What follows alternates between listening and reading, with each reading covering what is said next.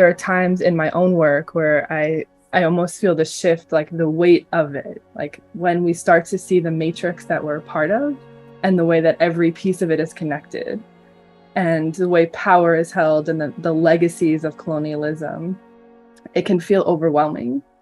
And then sometimes I remember that because everything is connected, any bit of insight and agency and shifts in practice can also have an effect on that whole matrix. So I'm like trying to remember that the web has a like kind of a double-edged sword in that way too.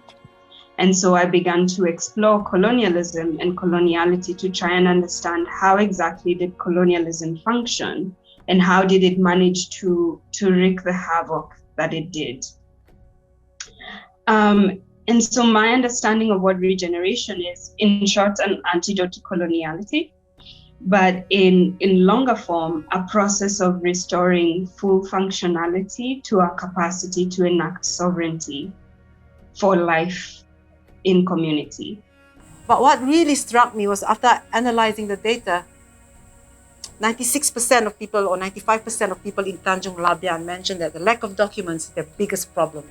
Sandaka, 95%. Mind you, I was in hotbeds of these stateless areas, and 90% in Simunul, Semporna.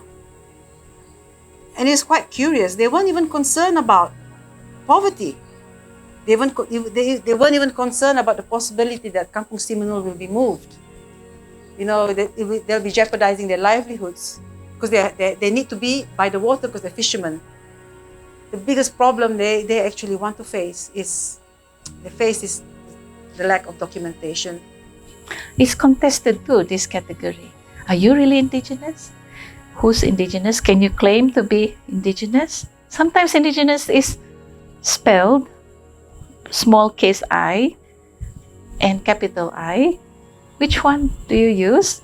Which one do you identify with? It's also questionable.